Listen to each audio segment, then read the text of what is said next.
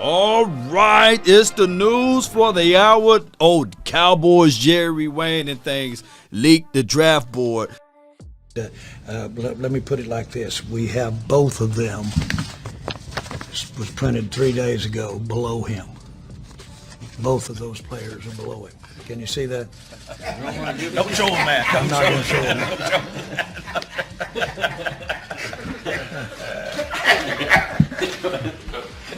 Are you serious? I'm dead serious. I'm dead serious. No, we really did have them rated below him. No, we really did. Both of them. Of course, everybody can look at this and say, all right, cool. It is what it is. The Dallas Cowboys, Jerry Jones is crazy and senile, and he's leaking out information for the nation. Now, granted, if you look back at the chart and you would say to yourself, man, the Giants done scooped up 2 of the top players off the Cowboys' top 15 list, or you can say literally the top 30 list because they got the full list leaked. Now, here's the thing. I get it. The draft prospects and everything else is always a hype moment. We can look back at this and be like, yeah, these guys will change the organizations and franchise beyond, right? Shout out to Thibodeau. Shout out to Evan Neal. That's a good beat of information. And shout out to Jordan Davis to go to the Eagles. And Nakobe Dean, because everybody want to talk about him and Cam Jurgen and all of those other boys, right? The reality of it, you still have to play. You still have to play. You still have to get these boys coached up. You'll be a fool to think that any of these guys are already proven commodities. Everybody got to go into a system that they got to pick up and learn. Just because you draft in a certain round or just because you draft a player doesn't mean a hill of beans. Now, granted, every now and then you do get a player that's dynamic, blow up some things, but keep in mind, for every draft pick, hero, expert, elite, is also a draft pick bust. Now, granted, when I look at this disposed list, right? Thibodeau was number 1, Evan Neal number 2, Aiden Hutchinson number 3, number 4, Garrett Wilson. So when we look at all of this Cowboy Nation, we do see one thing.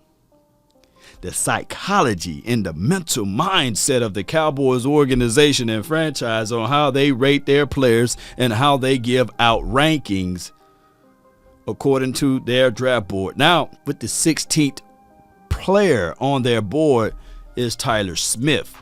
Now, they had Chris Olave just above Tyler Smith, meaning that push comes to shove. If Chris Olave was there, he would have been a Cowboy, and I can go by this list. If Jameson Williams was there, he would have been a Cowboy.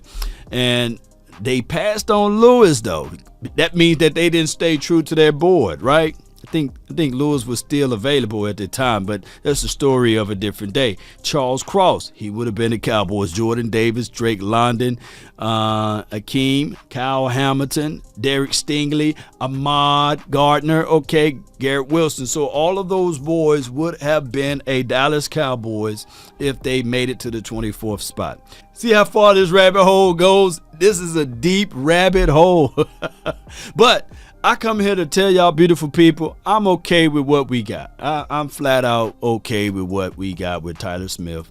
The potential aspect is unbelievable. If you look at the floor aspect, you can say, hey, that floor don't look pretty good. But the roof, this brother, he ain't got no roof over there, man. The roof, the ceiling is just a tall one. 6'5", 332 pounds, by the way. And this brother can move some stuff out the way, even if you want to say he's 6'5" or 6'4" and a half, 325. Regardless, he's a big boy, and I believe that he's stronger than what we had out of Connor Williams. I also believe, Cowboy Nation, and everyone that's listening, the Cowboys will get back to 12 personnel, and they will utilize the power look and get back to the power football and get out of this finesse situation. Why? Well, you no longer have Amari Cooper, and you have to figure out a way to make this offense balance again, and you have to win off of football IQ all the way versus talent. You literally do, and that is what Dalton Schultz said. So now Dalton Schultz got him a running mate by the name of Jake Ferguson. By the end of the year, we may be calling Jake Ferguson Jason Ferguson because he reminds me so much of the young Jason Witten, but we'll find out. Let's not forget about Hendershot. That's a guy that I looked up some of his film, and I was like, man, shoot, Hendershot looked like he can give Jake a run for his business. And I love competition. You should love competition too, Cowboy Nation. We should want competition in every situation. All right, so that is a good thing. That is a flat out good thing. Now, I want you guys to pay attention to Alex Landstrom. He played on the long side, like right beside to the right side of my guy Zion Johnson. And when you look at his film, Alec, he's cerebral, and he's the same size or similar size as Tyler Linderbaum, right? One elevated and pretty much drafted earlier, one being undrafted. So when you guys start to do your homework and start looking up everything, you will see. You will flat out see. Now, here's the other thing, Cowboy Nation. Let's not fall into the traps of thinking that just because you're drafted that you are better than the undrafted players. That always somebody with a PhD in law. What does that mean? What do you mean when you say PhD? Those who've been following the channel for a long time, you already know. PhD, poor, hungry, and determined. When you have somebody with that mindset, it's contagious. So shout out to Story Jackson, right?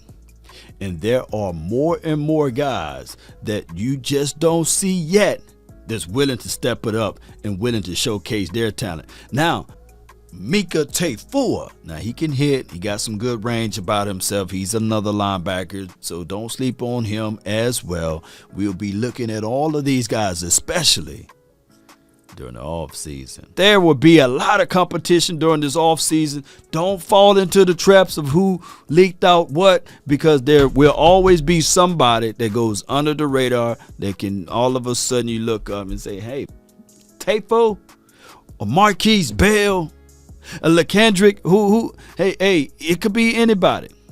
It could be anybody. Now, Jonathan Garabay, I'm rooting for Jonathan Garabay. That brother made some kicks. And I'm talking about not some short kicks. I've seen him kick a 62-yarder. So, hey, Jonathan Garabay for the win.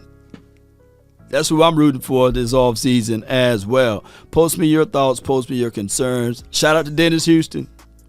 Dennis Houston, when you look up his film, he's choppy step guy. You know, he needs to start, extending his legs out. But Dennis Houston, he's one of those guys that you have to say to yourself, Western Illinois, Dennis Houston, choppy step, but he is 6'2".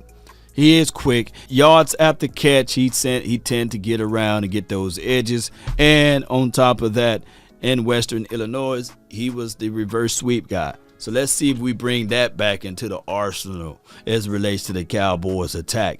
Hey, there's always somebody, baby. That's been my time. I really thank you all for yours. DC for life. Salute.